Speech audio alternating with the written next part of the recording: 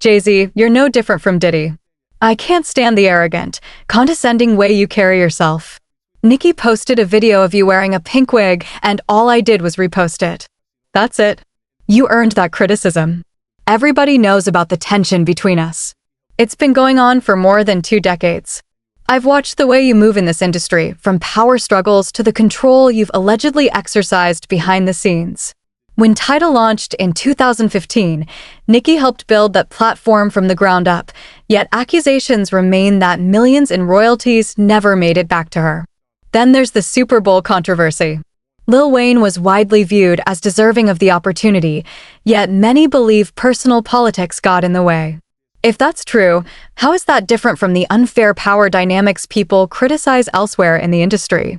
What's even more interesting is what happened after I featured you and your father in the documentary. Almost immediately, your legal team sent a warning letter claiming I had crossed a line. You say the film is slander, but if that's the case, why not sue for defamation? Maybe because the evidence I've gathered is real. I haven't released everything yet. There are still witnesses to be featured and documents that haven't been made public. If you know what's best, settle what you owe before the story grows even bigger. Then Jay-Z responded by saying, let's get this straight.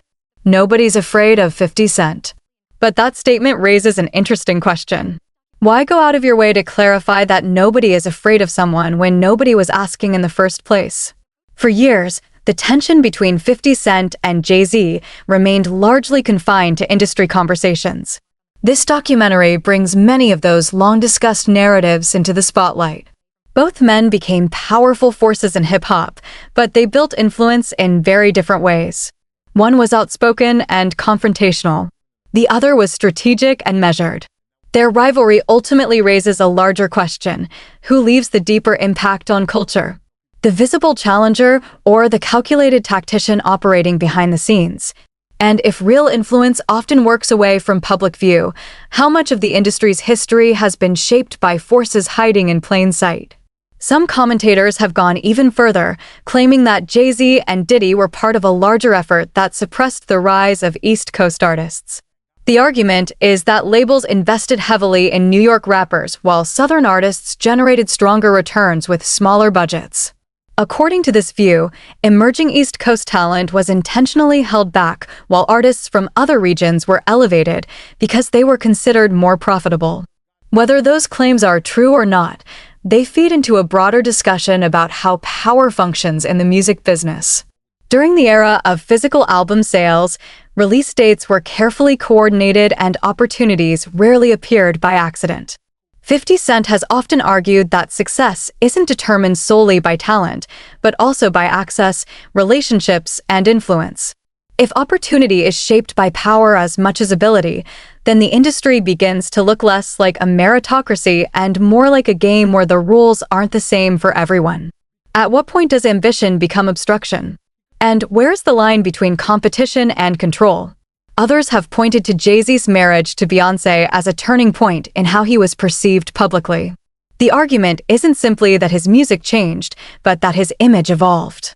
He was no longer viewed primarily as a street rapper. He became a businessman, a family man, a symbol of Black excellence. Whether that shift affected awards, recognition, or public reception remains a matter of debate. What's harder to deny is the power of perception. Success isn't always measured solely by charts or sales. Public image, media support, and cultural narratives can all shape how achievements are viewed. That brings up another question. If enough resources are invested into building a particular image, how much of success is organic and how much is constructed? When money and exposure can influence perception, what does dominance really mean? The accusations don't stop there. Some critics have tied Jay-Z's name to broader controversies involving Diddy, pointing to their long-standing friendship and business connections. Others reference lawsuits, public allegations, past legal issues, and controversies surrounding his personal life. None of these discussions provide definitive answers, but they have fueled ongoing speculation. The deeper issue isn't necessarily guilt or innocence. It's accountability. When powerful figures are surrounded by networks of influence, how easily can difficult questions be asked? And how willing are institutions to examine them honestly? Conversations about Diddy inevitably lead to questions about the people around him. Did those closest to him know what was happening? Were there signs that were ignored? Or are people simply assuming guilt through association? The discussion often becomes less about evidence and more about perception. Public figures exist under constant scrutiny, and the line between suspicion and fact can become increasingly blurred. The Super Bowl controversy offered another example of how influence operates at the highest levels of entertainment. Reports that Eminem pushed for certain artists to be included stood in contrast to claims that others were quietly excluded. Once again, the debate shifted from talent to access. Who decides who gets the platform? Who opens the door? And who has the authority to keep it closed? 50 Cent has repeatedly argued that he never wanted validation from institutions like the NFL. In his view, the conversation was never about performing on the biggest stage. It was about ownership, independence, and creating opportunities within the culture itself. That perspective stands in contrast to the way many artists measure success today. For some, mainstream recognition represents achievement. For others, true success comes from building something that doesn't require outside approval. The contrast between Jay-Z and 50 Cent extends beyond business. Many people describe 50 as approachable and directly involved with those around him. Jay-Z, meanwhile, is often portrayed as more distant and selective. Neither approach is inherently right or wrong, but they create very different relationships with the people who interact with them. One style builds loyalty through accessibility. The other maintains influence through exclusivity. As these conversations continue, they reveal a larger divide in how leadership is understood within hip-hop culture. Is respect earned through proximity and connection, or through maintaining distance and stature? The debate eventually returns to the same central theme: perception. If people remain silent about controversial behavior, outsiders may assume everyone is participating in it. But if individuals speak up, they risk criticism, backlash, and accusations of self-interest. It's a difficult balance that exists throughout the entertainment industry. Discussions about lawsuits, allegations, and public scandals only add to that complexity.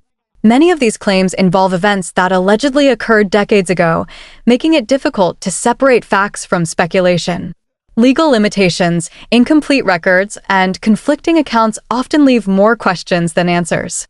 At the center of it all is the relationship between celebrity, power, and public image.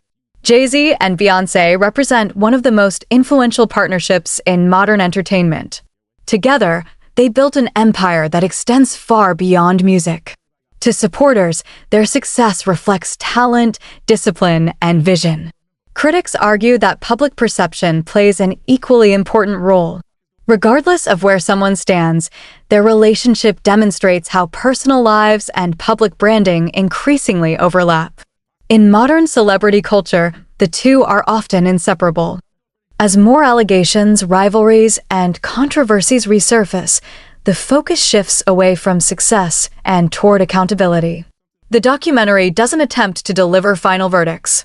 Instead, it examines the systems, relationships, and structures that allow powerful individuals to operate with limited scrutiny for long periods of time. Fame has a unique ability to amplify both achievements and criticism. Yet the same systems that celebrate success can also make difficult questions harder to answer. When serious accusations emerge years after the alleged events took place, another question inevitably follows. Are the institutions surrounding the industry willing to confront those claims transparently, or do old patterns of protection still exist? One story shared in the documentary involves an encounter with Jay-Z years ago in Cancun. According to the account, a disagreement at the entrance of a nightclub nearly escalated after Jay-Z allegedly instructed an assistant to handle the situation rather than addressing it directly.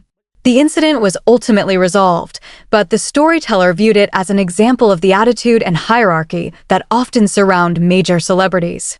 He also recalled earlier stories from Jay-Z's rise, describing moments when other artists mocked him before he achieved the status he holds today. In his view, those experiences may have influenced the way Jay-Z later interacted with others as his power grew. The conversation eventually turns to allegations involving underage relationships. Various stories and rumors are referenced, though none are presented as proven facts. The discussion highlights how accusations, whether verified or not, can follow public figures for decades and continue shaping public perception long after they first emerge. In the documentary's closing moments, 50 Cent is portrayed as someone willing to challenge what he sees as a culture of silence. From his perspective, remaining quiet often serves personal interests, protects reputations, or preserves access to opportunities. By speaking publicly about subjects others may avoid, he positions himself against a system where discretion can sometimes be rewarded more than transparency. Whether people agree with his approach or not, his stance raises a broader question that extends far beyond any single artist or controversy. In an industry built on expression, influence, and visibility, why do so many people remain silent when the stakes are at their highest?